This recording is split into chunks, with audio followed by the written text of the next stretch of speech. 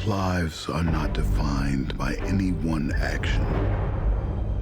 Our lives are the sum of our choices. I need you to trust me. One last time. For nearly 30 years, Ethan Hunt has asked us to trust him, and we have, through every impossible mission that faith has held. Now, as the series reaches its final chapter, one thing's clear: the stakes may be global, but what really matters is the story and the people we follow through it. It's always about story and character, no matter what. But we always start with some sort of action sequence or some sort of location, a concept for places we want to go, things we want to try as filmmakers, knowing full well that spectacle only matters for a moment. If you're not invested in the characters, if you're not invested in the story, you won't be invested in that sequence. And we know when we're watching it, no matter how much work we put into it, if we're not feeling it, you're not feeling it. What exactly is your plan?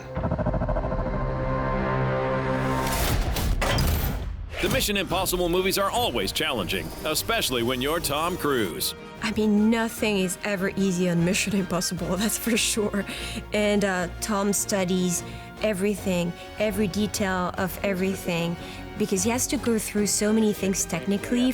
When we went to visit him on set for the scene in the water in the tank, he had to make sure that he could move in the outfit. And, you know, he spent years like working and training for everything.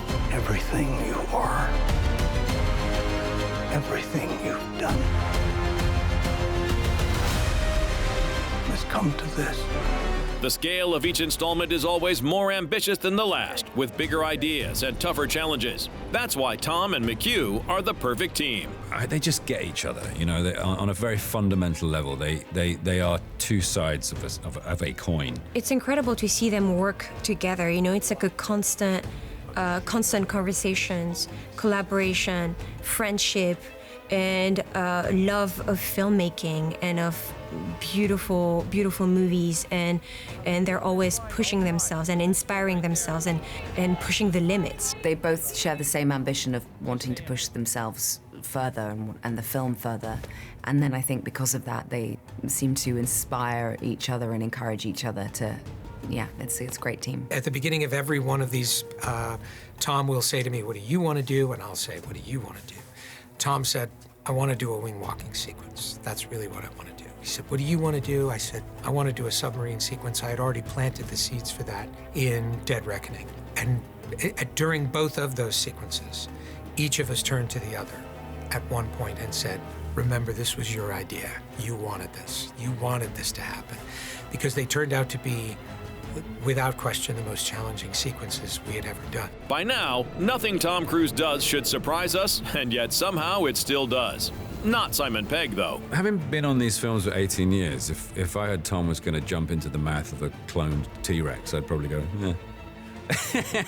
It doesn't surprise me anymore. If he said he was going to jump off the moon, I'd be like, okay. It's that unbreakable daring at the heart of every impossible mission that drives this saga. Now, in the final reckoning, Tom Cruise pushes past every limit, delivering a legendary finale. This is your calling, your destiny. I have no regrets. Neither should you.